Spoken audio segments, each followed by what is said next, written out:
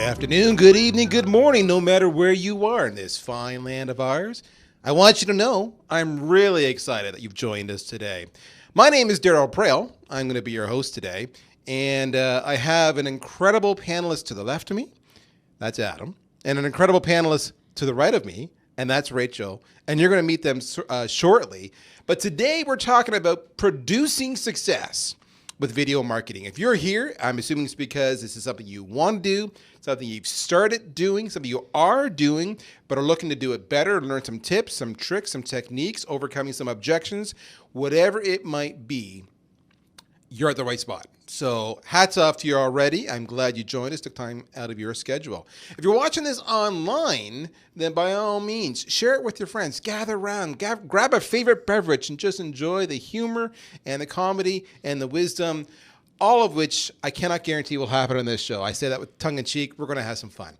If this is your first time joining us on our webinars, let me explain to you how it works. It's very straightforward. You're muted. So that means we can't hear any background noise in your location. So you can have the dog barking, you can have coworkers coming in. It's all good. Don't worry about it. Don't stress about it. We here, though, are live. And not only are we live, but we're actually recording this session. So if you hear something you like on this and you want to hear it again, not to worry. In a handful of days, we'll send you an email with a link to the recording. You can watch it over and over again. And you can share it. I mean, after all, this is all about video content, right? That's why we're here. Ironically, when this webinar is done, what are we making? A piece of video content. So it just goes to show you, every kind of video can come in many shapes, forms, and purposes. And this is just one of the many. So yes, you'll get a copy of it. And if you have a question, comment, feedback for us, anything, then how you do that during the show is just go to your questions panel, whether you're using a Windows, a Mac, a tablet, your smartphone, it's all the same. Just go to questions as you see in the slide there, send it to us, we'll get it, we'll respond. And the beauty of that is that you can ask our experts anything you want.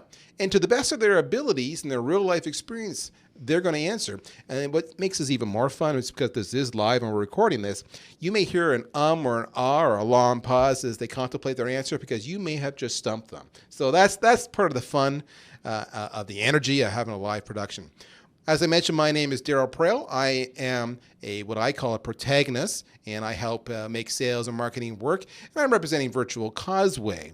Joining me, I mentioned, was Adam to my left. He is a producer with Extreme Line Productions. You can see his bio in front of you. But let's just say the cool hair and the wicked sideburns go with the talent and the creativity this man has. I've had the good fortune to work with him with many clients over many projects. And in fact, we're going into a very large client project next week with thousands of people and lots of crew. So from the small to the large, this man does it all. Adam, welcome to the show. Thanks, Daryl. Appreciate it. Glad to be here. Joining us is Rachel Graham. She is the marketing manager. I call her the ninja with Welsh LLP. And ironically, Welsh has been a client of ourselves as well as Adam. So we have kind of this three-way perspective of life from the real world as an end user, somebody who has tasked with generating leads, generating awareness, and looking at their kit of tricks and capabilities and saying, what can I do? And for them, video was something that they ventured out on that they had not done before. So as we go through this, you're going to learn from our perspective, as my perspective as a marketer, Adam's perspective as a producer, and Rachel's perspective as a real life person just trying to, keep the lights on by generating revenue and making some noise. Rachel, welcome to the show. Thank you. Thank you for having me. Happy to be here. All right. So today's very straightforward. We're going to cover off, just what do we mean when we say video marketing? That's the first part. Why should you do it if you're not doing it? But even more importantly, what's stopping you? And let me trust me when I say there's lots stopping you. Rachel's already laughing as I say that. You're going to give me objections. I know you are. So we're going to talk about how you can overcome those objections. We're going to talk about the kind of content you should be producing, and then we're going to keep you on the hook to the very end where we reveal some of our own personal tips, tricks, and lessons learned. And of course, I promise you can ask us any questions you want to. At the end is when we'll get to those Q&A. But again, you can submit it anytime. Again, just in your control panel, go to the questions, type away, and that's all you need to do. All right, so Video marketing defined. All right. So let's just open this up. All right. So when I say video marketing, what I ultimately mean is any piece of content that, when played by the consumer, is played in a video player. All right. So, for example, this webinar, when it's done, will be edited up and post-produced and delivered as a piece of video. It's all audio and static slides in this specific production. So you're not going to see any talking heads. You're not going to see any B-roll footage. You're not going to see any After Effects animation. You're not going to see, well, actually, that's not true. You will see After Effects in the opening and closing, intro and extra. But other than that, nothing, right? But this is still consumed on your phone, on your tablet, on your computer, in a video player. That's video marketing. That's the first part. And I'll open it up to Adam and Rachel in a second. And the second aspect of that is it's created to achieve an objective. That objective could be to create just simple awareness about the subject matter. That subject could be an organization, could be an individual, could be a cause. It goes on. All right. So it's created for a purpose of perhaps lead generation. I want to get you to download and consume this. But before I do that, I'm going to put a gate in front of it where I capture your email. And so now I've got the start of knowing who you are as a raw, unqualified suspect because you wanted to see this video. And I can then start nurturing you, or I could actually pick up the phone and call you and see if there's more interest there. So there you go. It's kind of lead generation, awareness, and there's a lot of other applications and purposes around it. And before I finally open the floor up, let me talk to you a little bit about what's going on in the market. This is a fantastic, you're going to see throughout the show today, we have a number of surveys. This is from 2014, so it's about a year old. And you're going to see it's a case of how much are people investing in video. And this is actually a really interesting result. This is, a third are having a significant increase, whereas a third are having an insignificant increase, and a third are staying the same. So said another way, if I look at this math, 95% are not reducing their investment. If anything, they're increasing it or dramatically increasing it. So that's kind of a poll from your peers to you see how you stack up. All right. That's how I define it. Adam, you're the producer and you produce a lot of different content. Some are for business clients, some are for not-for-profits, etc. When I talk about video marketing, or when your clients talk about video marketing, how do they define that, and why do they engage you at all in the first place? Thanks, Daryl. Well, first of all, even before I answer that, I look at this circular graph, and I can definitely vouch for that. Over the last several years, demand for video has gone up. People are calling me literally weekly to help them engage in video projects with a variety of outcomes that they desire. So video demand is increasing, and that's actually really exciting because as a creative professional, as a video producer, I take great joy in the creative process behind a video. But the creative process isn't just composition, lighting, and telling a good story. It's also the business outcomes that is actually takes a lot of creativity as well. So I just love producing videos, and I found that when we start producing videos for clients, they come back because they're having an impact on their business, on their organizations. So what is it when they make those calls to you weekly? What is it that they're looking for? And when they say videos, what is it they have in their head? For example, I could as easily think talking heads we talked about, but today's webinar, another example. Or it could be an explainer video where there's no real people, it's animation. All right, it's just 3 different examples. So what are they coming to you about? Well, the World Wide Web is a very large universe, and a lot of people are using video content to warm it up, to take it from a cold, static website, for example, to beef up their website, their web presence, with warm, personal, character-driven video content. So a lot of the types of requests I get from businesses are to help them overhaul their web presence, warm it up, and to really greet their viewers in a way that has a lot of character and personality. So it's like a warm handshake online. A really good video is really like you're greeting them with a warm handshake. What I love about what you're saying here, and I didn't use the word and I should have, and shame on me because you've nailed it. I'm hearing you imply the word relational. Warm them up, a warm handshake, greet them.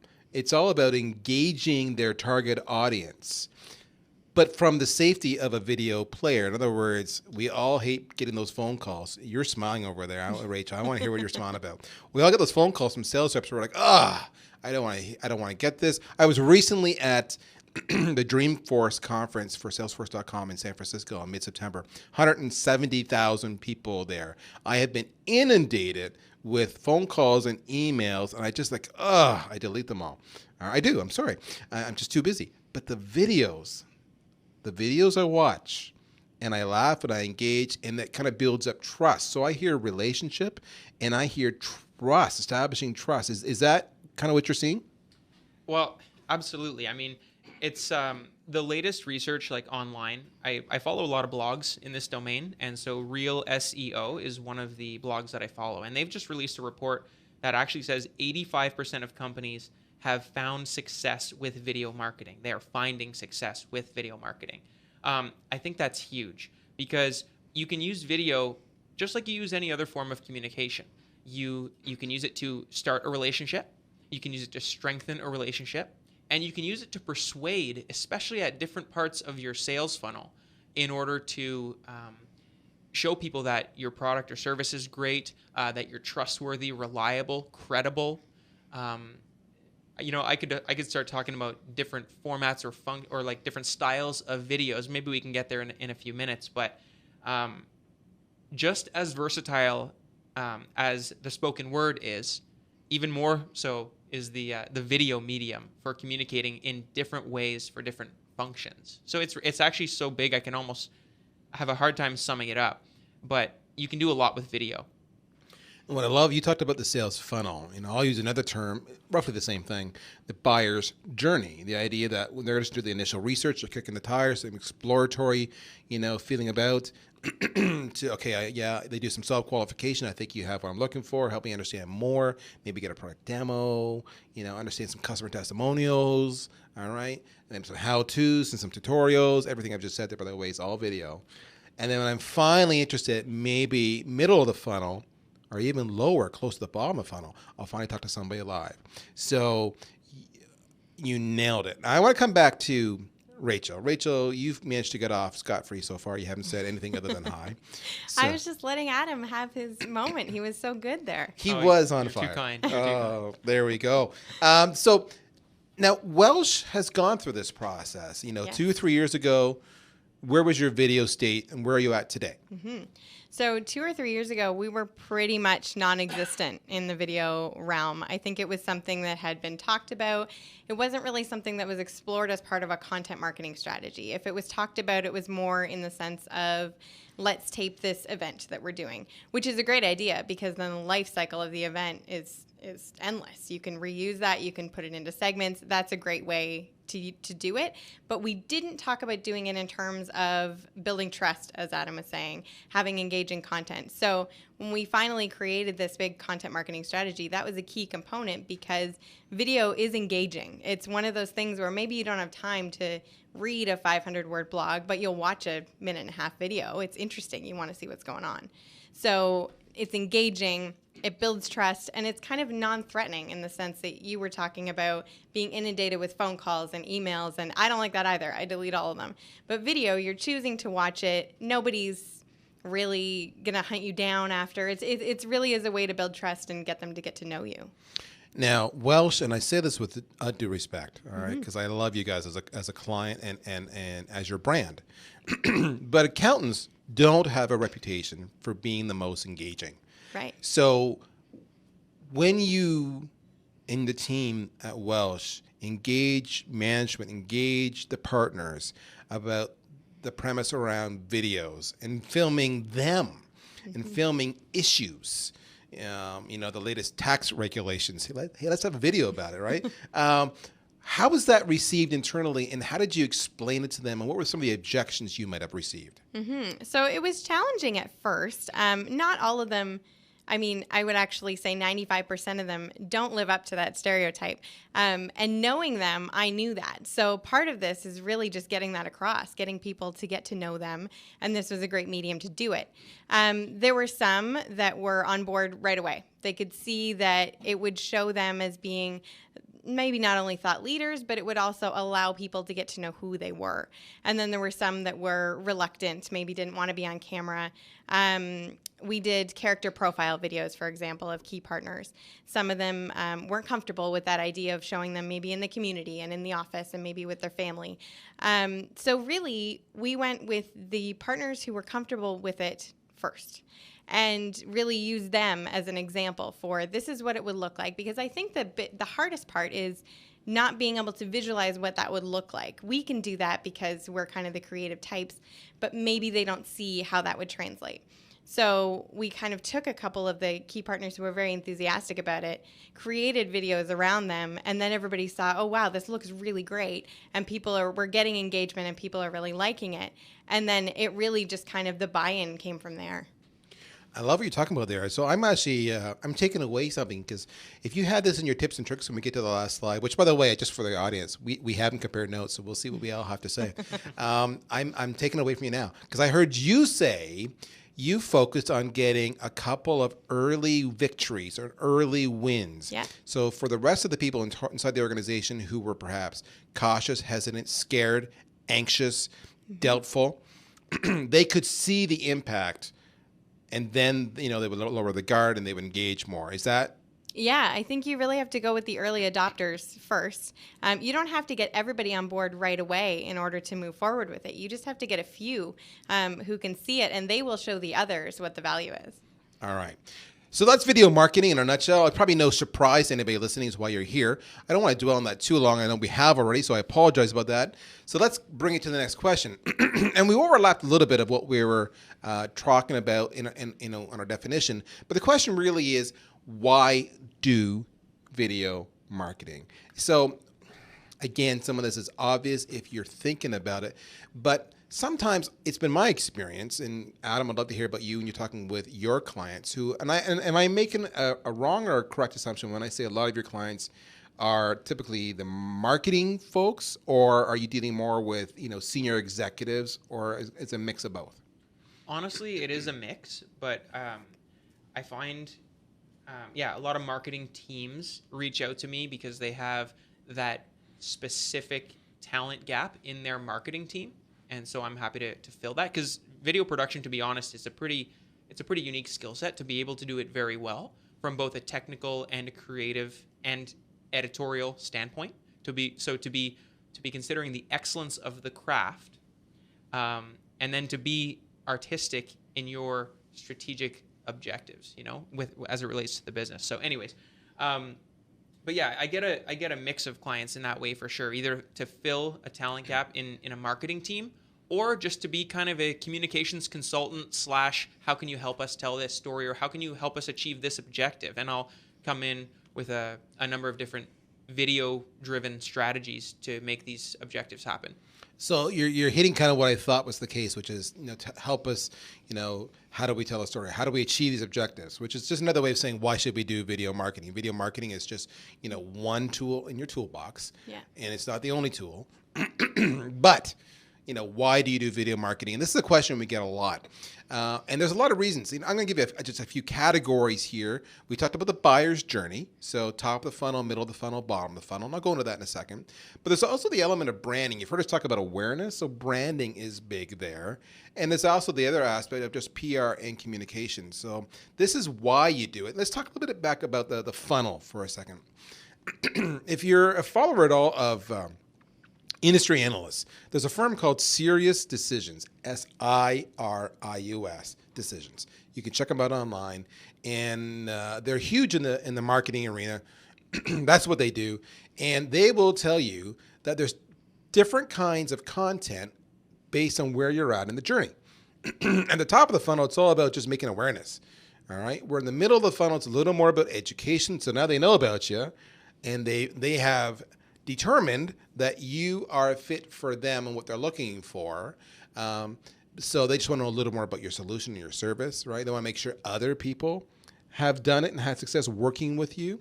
And the bottom of the funnel is really about, okay, we found you. You seem to have what we're looking for. We like your product or your service. We believe it. We believe your customers.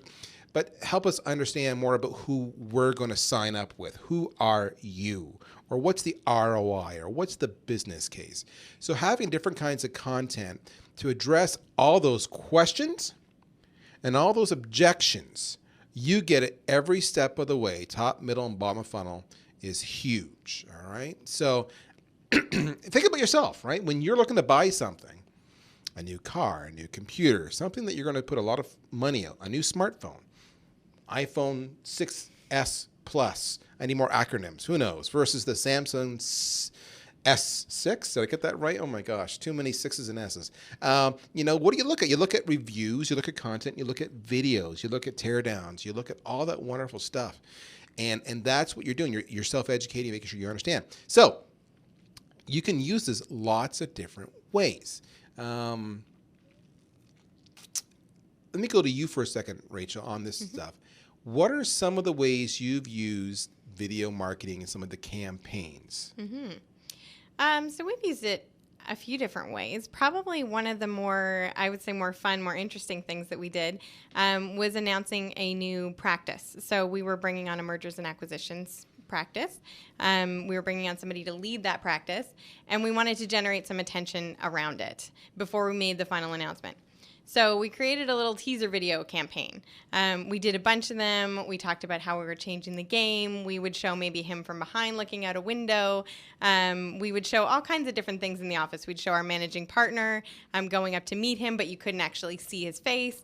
And that was just a fun little campaign around generating some interest and some awareness around this. And all the way along, everyone was kind of like, this is fun, but I don't really know if it's doing anything. And then everybody just started talking. I was getting phone calls every day from people and contacts and clients saying, what is this about? You have to tell me. Just tell me. I won't tell anyone else. So obviously, it was effective. So that was probably one of the more fun ones that we did. But we've done several. We did one around our community leadership. We showed our beach soccer tournament, and we went into Briere, who we raised money for, and talked about what they do. And that one was really special. That was a nice storytelling video for me. We've done character profile videos. We do videos around events that are a little more tutorial based. We have a join our team video that talks about what does life look like at Welch, and that's probably one of the most popular ones, actually. So we try and create videos that really aim for every part of the funnel. So I want to focus a little bit on that because this is really rich stuff. Going back to your launch of the mergers and acquisitions practice, you had a series of, I guess it was 4 or 5, like 15 to 30-second videos max. And like you said, each subsequent, if for the audience, you want to know the story in that, they issued a new video once a week, every week leading up to the announcement. Yeah. And each video got a little closer to revealing who it was or what the news was, but never quite gave it away until the day of. Yeah. And what you did, which was really cool, was you used that content on social media. Right? Yeah. And did you do email too on that one, or just social media? We did. No, we did email closer to the end, and it was kind of through email. It was almost a little bit more of a lead generation because it was sign up to be the first ones to find out. So everybody who responded via email, they got to know first before we made the big announcement. So that, and you had, it was so effective, you had competitors calling you up, right? Yeah. I had friends who work for other firms who were calling me up saying, what is going on? They were saying it was the water cooler talk of the day. The partners were sitting around wondering what it was. So it really generated a lot of really interesting attention. And then you saw a huge uptick in your social media followers as well because of that. Yes. Yeah. And then what was really cool, what she didn't talk about was when they finally went live, they had prepared, of course, you prepared a new section on the website, along with a couple of dedicated landing pages specific to some custom URLs. Yeah. And on each of those pages, they had additional video. Some of the video, you did a character profile video on the actual individual, who he was, what he was about, his wife, what he believed in. So you got to meet this individual, back to your point, Adam, about relationships. And then you had a customer testimonial as well. Yeah. So the day you went live, the site was live, video on the individual, video credibility from a third party, and you'd use video to drive traffic. That was through the roof. That was just amazing. Can I add Yeah. something? Yeah, Daryl? yeah, go ahead. That campaign was so exciting. But here's an even crazier part. I think the cost per video of that project, because of course, Extreme Line Productions produced that for and with Welch. Yeah. And the cost per video was actually very low because it was the creative idea up front. Like it was such a good idea that we were able to just run it, and we started brainstorming ideas on how to make this a reality. We ended up filming a lot of these promo trailers, like these teaser trailers that were revealing more and more of the identity of the key individual. We produced them all in an afternoon over at Welch. And so I would say it was a really great example of a campaign that was budget friendly, but obviously very high impact, as Rachel was saying. Yeah, absolutely. And it really, for the people involved in the video, it didn't take much of their time, didn't take much of our time on the production end. Like it was great. So your point was awesome, Adam, here about the fact that from a pure budget point of view, let's call it time and materials. All right, you had an hour or two, maybe max, for those initial trailers of filming. And then you went back, because they were so short, like 15, 30 seconds each, you just went back and slice and dice. So from that side, very cost effective, all because Welch had the foresight to plan in advance what the stories were. But you also did that, and tell me if I'm right here, Rachel, because you were trying to manage your budget on this. This was kind of the mergers and acquisition practice, well, in the works for a while, it was pretty hush-hush. So marketing got word late in the game. Yeah. And you had to scramble fast, and there wasn't a lot of money allotted to you to do it. Yeah, it was a limited time window that we had to create the campaign. And generally, if you're going to create a full campaign around an announcement, it involves many different facets, which also involves a lot of money. So it was kind of how can we get the most bang for our buck, and what can we do within this period of time that'll still get people talking? Because I didn't think that just social media or maybe just something on our website was going to be enough. You needed more dynamics. Now, what I liked about that, above and beyond honest, it really did go into the branding side and the storytelling, right? So you talked about how you've got videos, you have a corporate cause, you call it a not-for-profit, Yeah. And you do an annual fundraiser event. You mentioned Briere. For those who don't know Briere, Briere is a hospital that's located in the city of Ottawa, Ontario, Canada, and you were fundraising for that cause, and you did a video as part of your appeal to participate. It's a beach soccer tournament, correct? Right. Yes. To appeal to them to join and put a team in and raise a little money, build some team spirit, have some fun. And this hospital is a major hospital. And the head of the hospital gave you some feedback on that video. What was it? Yeah, they loved it. They wanted to put it anywhere that they could. They were talking about putting it maybe in their lobby or on their website. They really felt like it told the story, because we went in and we actually filmed a patient who was doing rehab there. And we filmed her seeing doctors and nurses that she saw every day. And so not only did it kind of tell the story of Welch Legacy Foundation, which is our not-for-profit arm, or the fundraising that we do, but then it kind of showed really what Briere does. So it kind of got to the heart of the cause. In that video also, you even showed us a segment of it, was the handing over of the big check, Yeah. for X dollars. And so it not only told a story about the hospital and the event, but also was incredible for goodwill for Welch LLP. Yeah, and you really got to see the whole story from start to finish. So like, this was the idea, and then here's the event, and here's the check, and here is how it benefited them.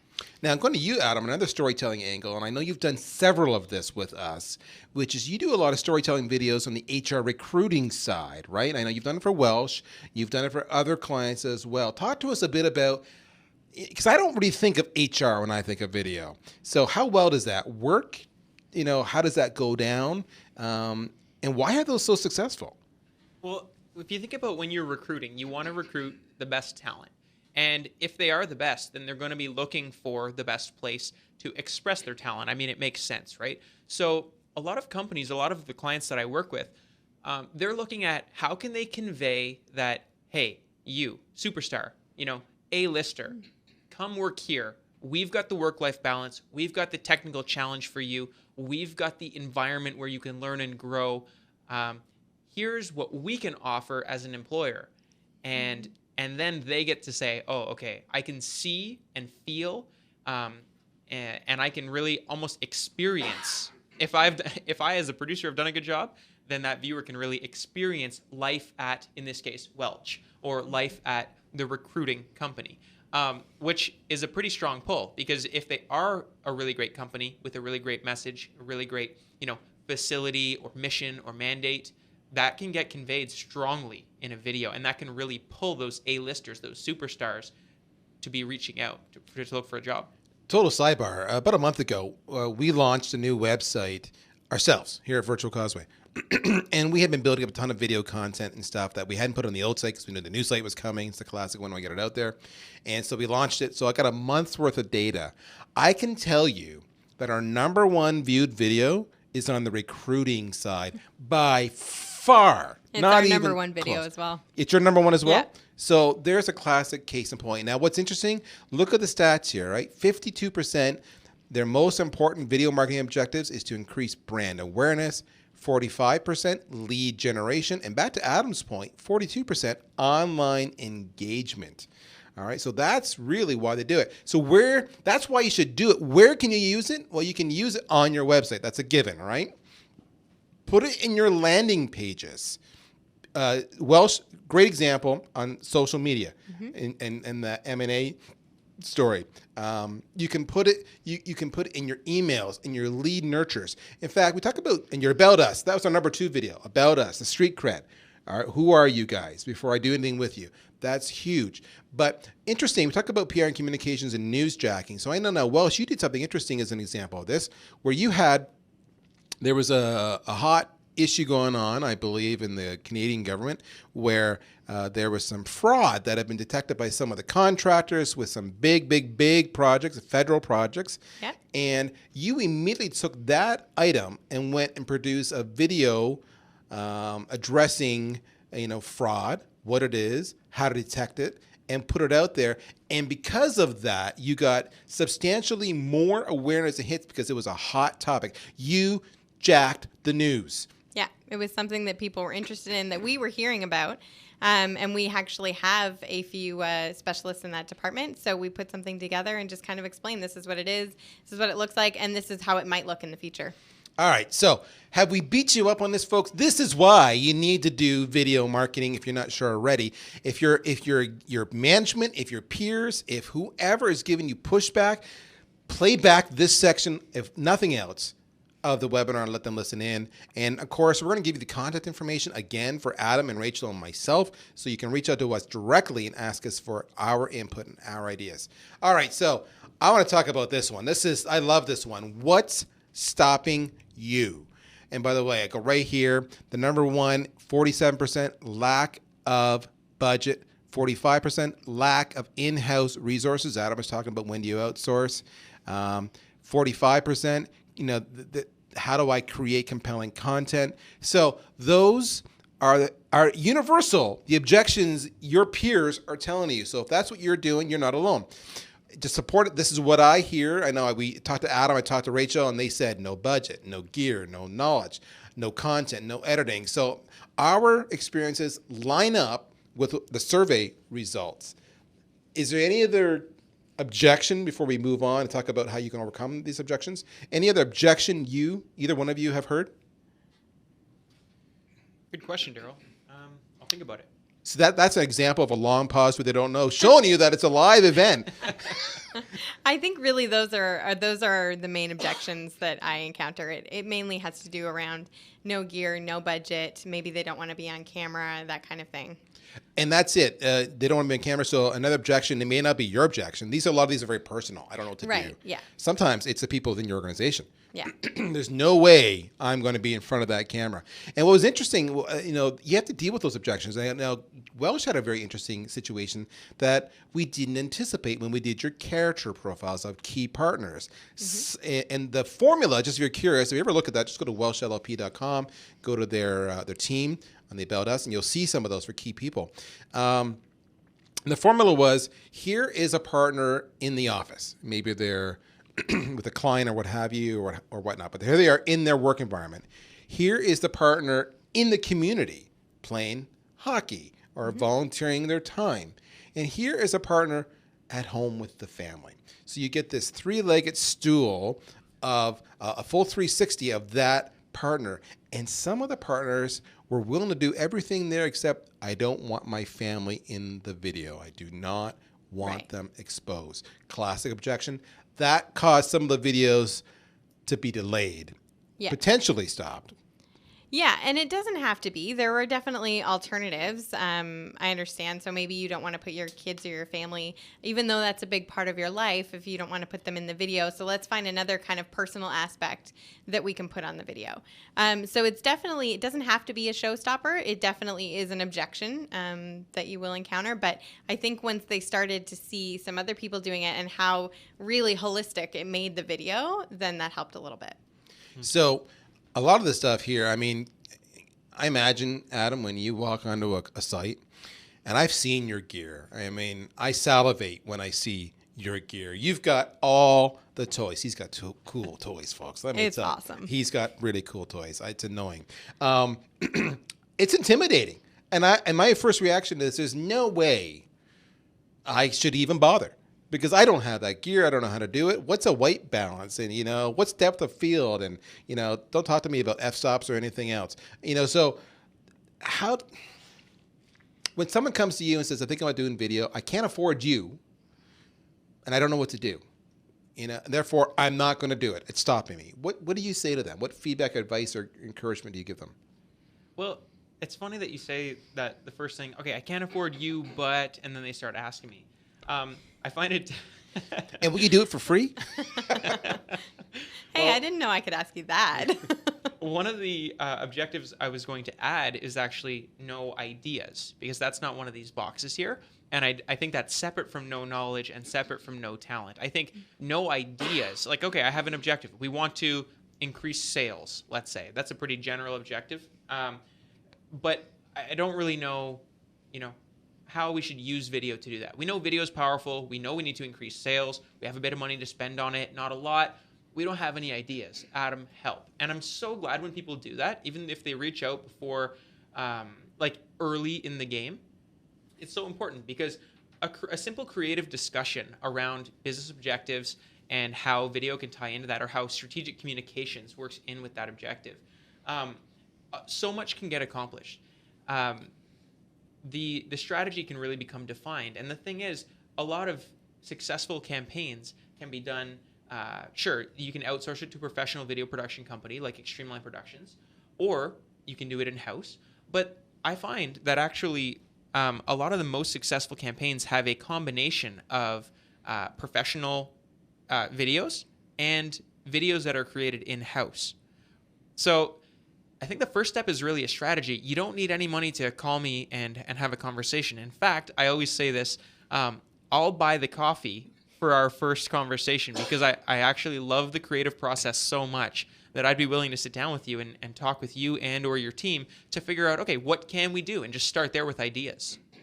If you don't have access to an Adam to bounce those ideas off, Adam and others like him in his profession are active on social media, Twitter, LinkedIn, etc., as well as a ton of videos on YouTube, which is probably a nice segue to how do you overcome those objections. And Adam, you're spot on. Like at Virtual Causeway, we do a ton of videos ourselves, and we can do a lot of videos.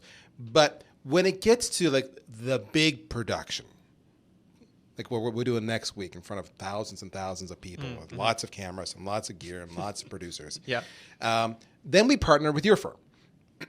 And of course, you have a standalone business too, and that's the way the world goes. But my point being, how are we able to do it? So much. You just said there's a combination of in-house UC and then some outsourcing to professionals like you. Well, that's exactly what I just described, the Virtual Causeway. And how do we do it? YouTube is your best friend. But a personal favorite of mine, and I know, Adam, this is a favorite of yours, is Wistia. Now, kudos to Wistia. There's lots of video hosts out there. YouTube, we know. There is Vimeo, very popular site, probably the second most popular site behind YouTube. And then, of course, there's Vidyard or BrightTalk or Wistia, and they've all got fantastic resources. I just find Wistia is much more pragmatic and to the point, and they're fun, and their videos are no more than a minute or two long. So what I loved about Wistia is I went to their resources, and in minutes, I knew that I didn't need to spend a fortune. I could use my iPhone if I wanted to. I could use my iPhone to capture video. I could use my iPhone to capture audio. All right. I could go and spend, less than $100 and have all the light I need to do, headshots and whatnot, and how to do it. I could use a boardroom to set up my gear and get reasonable sound quality. Yeah, Daryl, by the way, is talking about the different video resources that Wistia actually has on their site. So they're a video hosting service, but they have some really great resource videos on how you can set up your own studios and these other things Daryl's mentioning. They did a section on how to use GoPros that inspired us to go out and buy 4 GoPros and equip them in our studio that we're recording from now, that we can also take with us and go remote. So when we were at Dreamforce, we had several of those GoPros that we took with us when we were speaking in front of thousands of people ourselves, stationed around the room, capturing the footage. Free, baby, and it wasn't high tech. It wasn't Atom quality, but it was live. It was real. We're streaming. So YouTube, Wistia, fantastic resources for knowledge. All right. How do I do this? Gear. And I threw out Amazon down here. First time we built our studio, when I'm saying studio, I'm talking it's a webinar / video combination studio. We bought everything off of eBay or Amazon used. And it did the trick just fine, for what we needed, which supports the budget side. Go Gorilla, whatever you got to do. Using your smartphone is one way to capture video if that's all you've got. You just got to know how to do it, right? If you want to capture professional sound, you can get a sound recording device for $100. Of course, you can spend $500, you can spend $1,000, but for $100, and there's not a dramatic difference between the two. Yes, there's a difference, but not a dramatic difference. Daryl, can I jump in? Yeah, jump in. Because on the budget side, I like how you wrote Go Gorilla. Daryl has a really awesome video of himself talking about guerrilla marketing, and I definitely recommend the 4.5-minute watch. But I'm plugging your video because I love it so much. Oh, that's awesome. Anyways, I'll buy you that beer later. But one of the budget things I think is so interesting is this: if you can allocate in your budget a relatively small amount of that budget for professional video production over time, you can produce videos over time, gather content, gather cinematic and talking head footage and event footage, testimonial footage, all kinds of amazing footage, shots, clips, etc. And over time, you have such a bank of content that you can produce some high budget videos, but at a very low budget, because it's like a budgetary drip of. So like here's an example. More and more of my clients are saying, hey, listen, we know we need to do video. We know we love to use you for video because we love what you've done for us in the past. But how can we extend the dollar on our video budget for this year? And I've got some great ideas on that. And one of them is basically this.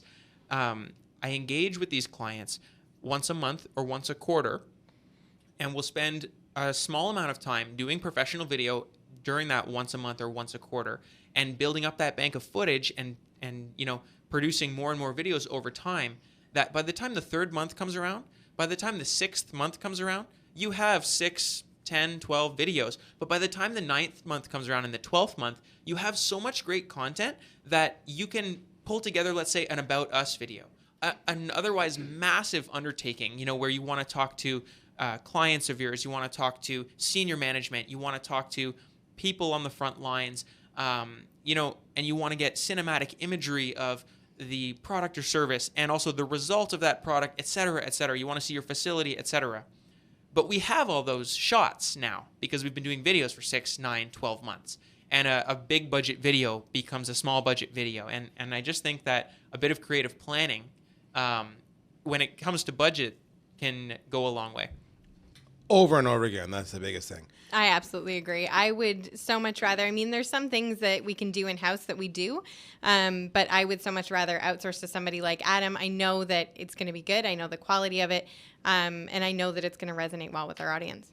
And what's interesting about the cost point that we've all talked about it here is look at this stat, right? So only 11% actually outsource it, whereas only 35%, roughly a third, use in-house, but 54% use a combination of in-house resources and external resources, right? So said another way, almost 90% either do it in-house or in-house with some external help, exactly as Adam was talking about. So it goes back to what I was saying, that, at Causeway, we do a lot of our own videos that are quick, easy, dirty, whatever you have to do.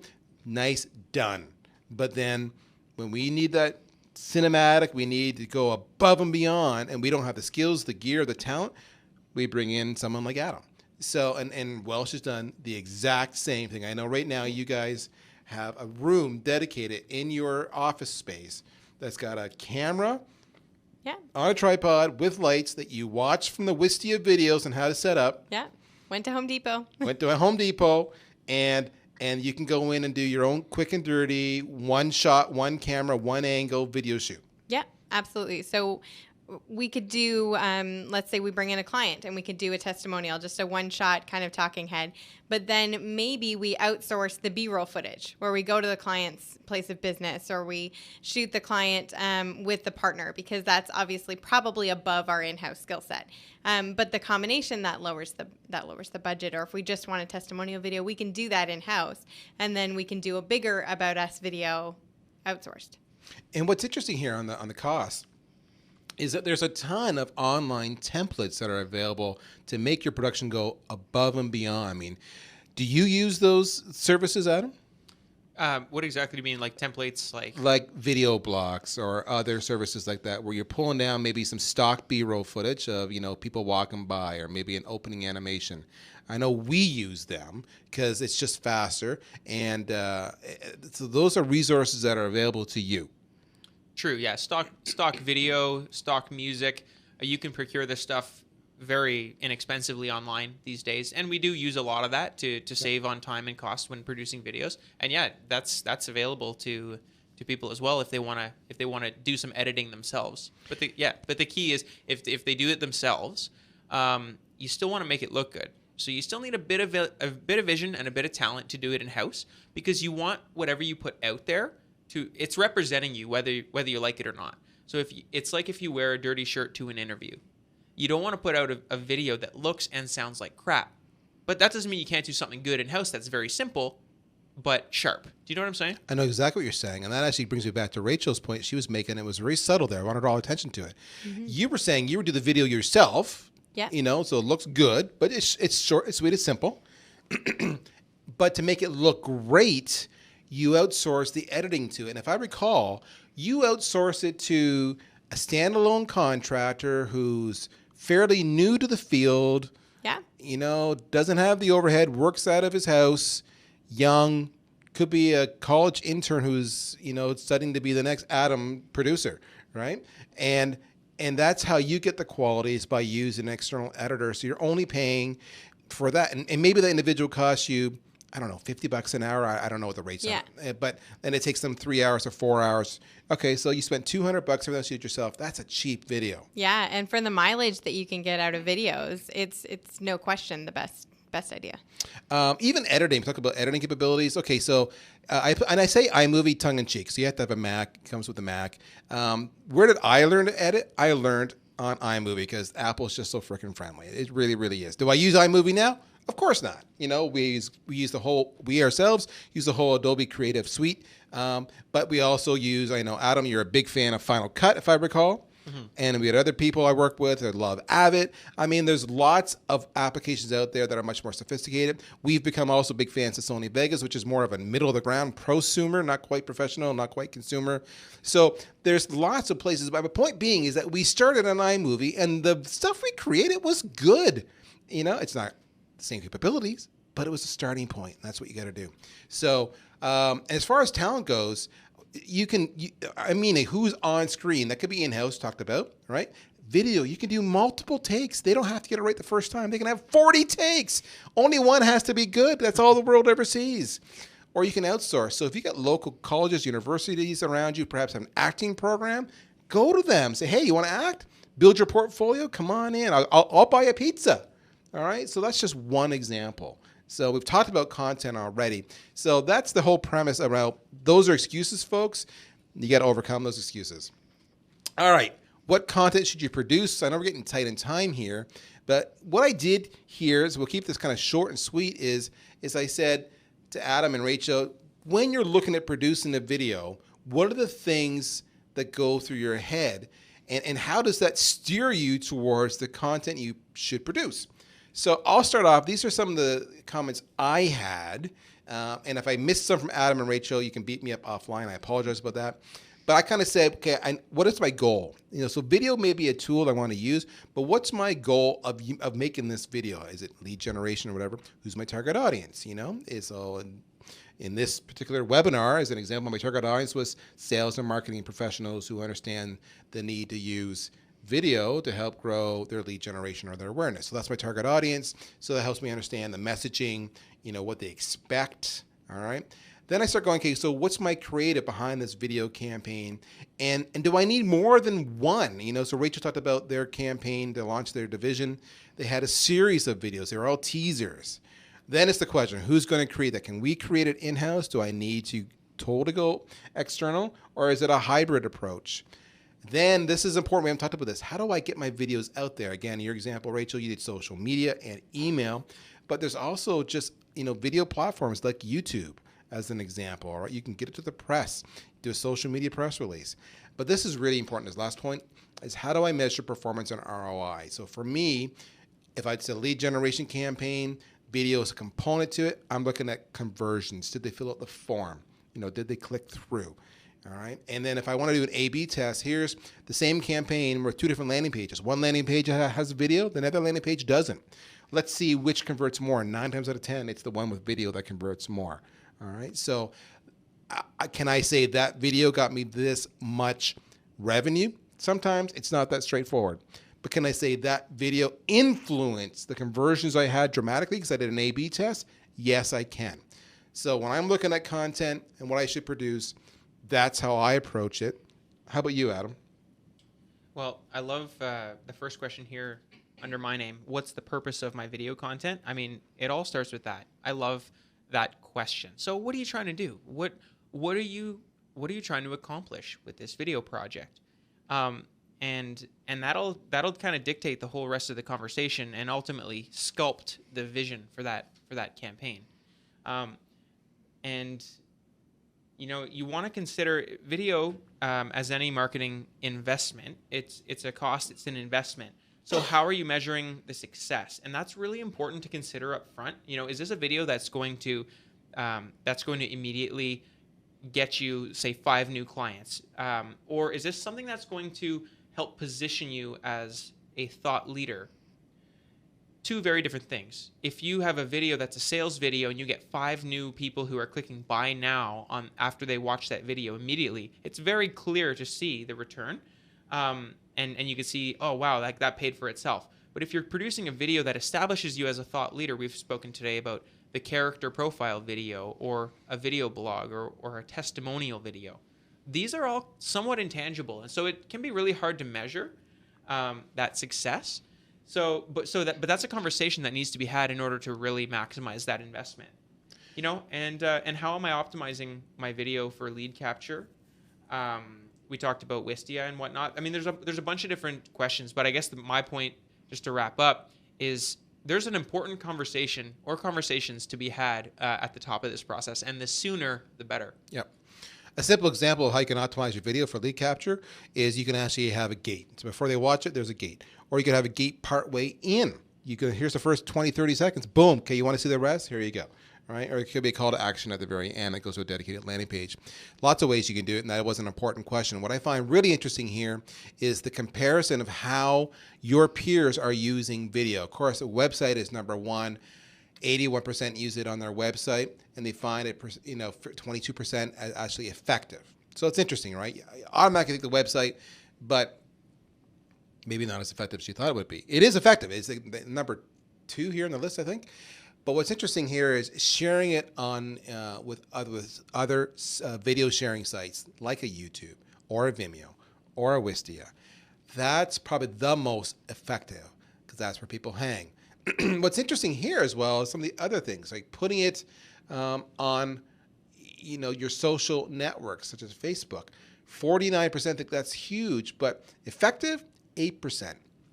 So maybe not the ROI you're looking for. Some ROI, not to not do it. It worked out really well for you guys because you had a good followers. You had built it up, so it was targeted. But email still, that's huge. That's probably the best ROI ratio going right there. The year 2015, email still rocks. Anything that goes through your mind, Rachel, about content you should produce? I think really the number one is knowing your target audience. And when you talk about what kind of video content will best engage them, that might be a little bit harder as you get started. You may not know, but the more videos that you produce, the more you'll realize what is getting more click-throughs, what's generating more leads, what is resonating with people, what are people saying to you that are watching these videos. Creating a video that you know is going to impact your marketing goals, I think that's really kind of the number one for me. And it's just like Adam with what is the purpose? What am I trying to get across? So is it thought leadership? Is it more of a tutorial, say we're videoing an event that is giving people a lot of tips? So what are we looking for and how is that going to impact our goals? Because we do have goals along all of those things. And then the ROI it's the trickiest part always. But as far as video goes, we kind of measure it 2 different ways. So if it's something that's on social media or it's on our website, then we track traffic and click-throughs and views. And then if it's through our email, like when we do an event, we might put together a 30-second teaser video, and then you sign up to see the full 1-hour event. So that generates leads, so then that we can show some really solid ROI. That's huge. All right. So we promised some tips and tricks and lessons learned. Who wants to go first? Any volunteers? He or she who goes first gets to beat everybody else who they have the same tip or trick. All right, I'll go first. Oh, look at that. There you go. Just Okay, go for it. Just really quick. Okay, so, I mean, I look at video kind of just when you're producing it.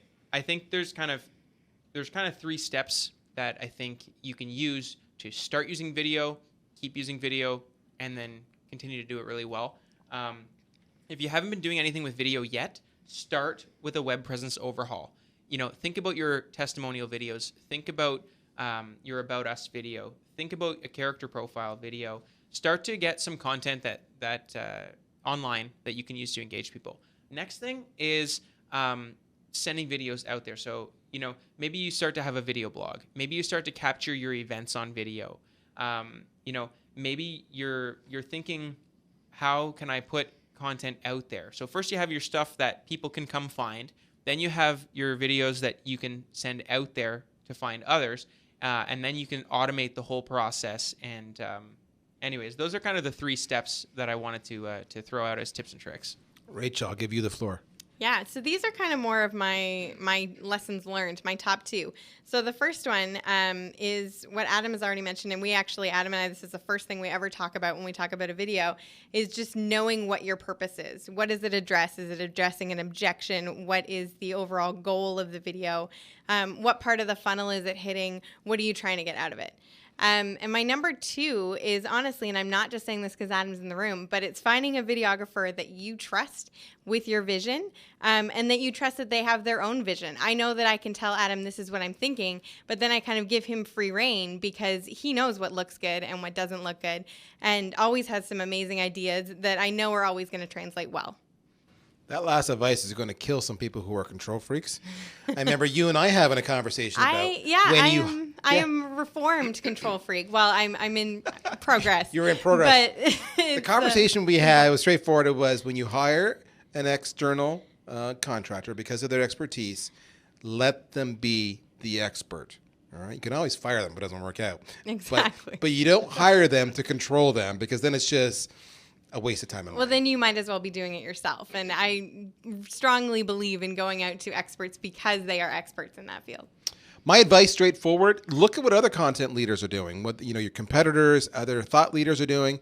Don't be afraid to reuse some of their ideas. They've got some good ideas, make it your own, but look at that for inspiration. Another one, have fun. Take your time, study the technology, go on YouTube, play. Don't worry about making mistakes. You're going to make mistakes. Accept you're going to make mistakes. It's okay. Laugh. Makes for a great bloopers reel afterwards, all right? And just have fun. The first few you do it in a safe audience, with safe people, whatever you're not sure of, just do it. The old Nike, just do it, all right? And any content you make on video, repurpose it. Whether you take that video and you use it towards a blog or a case study, you can be repurposed. Anything that's said in a video format can be said in a written format. So one piece of content in video becomes multiple pieces of content. That's huge. Last piece of advice, repeating what we said earlier, make champions of key people in your organization so that everybody else sees the impact you're having. Those are our tips, tricks, and lessons learned today. We're at the Q&A time, but guess what? We have none. I think it's because Albert got his comment after comment after comment saying, oh my gosh, this is great. So we're doing something right. So that's fantastic. I did promise you that I would give you the coordinates. So I'm doing that right now. You see the email address and the website of myself, of Adam, and of Rachel. Reach out to them. If you need a videographer for high-end productions, go to Adam. If you need any kind of sales and marketing expertise, lead generation, thought leadership, whatever it might be, a whole strategy, come to us, Virtual Causeway. If you want to understand, the real world, go to Rachel. That's really the best way I can say it. With that, I'm going to thank everybody for coming here today. I want to thank my two panelists. Adam, you were a rock star because there's no camera here, and yet but you are somewhat in front of the camera because you're not hiding, you're talking. Right. This is an interesting place for me to be sitting, as I'm usually directing. I'm behind the camera. I'm asking the questions. Now you're asking the questions. So it's kind of neat experience. That's awesome. Thank you so much. ExtremeLineProductions.com, Adam at ExtremeLineProductions.com. Don't be shy. Call him, ask him. And I understand he buys the coffee, so there you go. He does. I can attest to that. You can attest to that. Yeah. Rachel, thank you so much for sharing your wisdom. That was so earnest and forthright. I love the transparency and just making it real. We can talk all day, but it's real clients with real tasks, with real deliverables and real accountability that makes what we do so just compelling and effective. So thanks for just that. Thanks for joining us. Absolutely. Thank you for having me.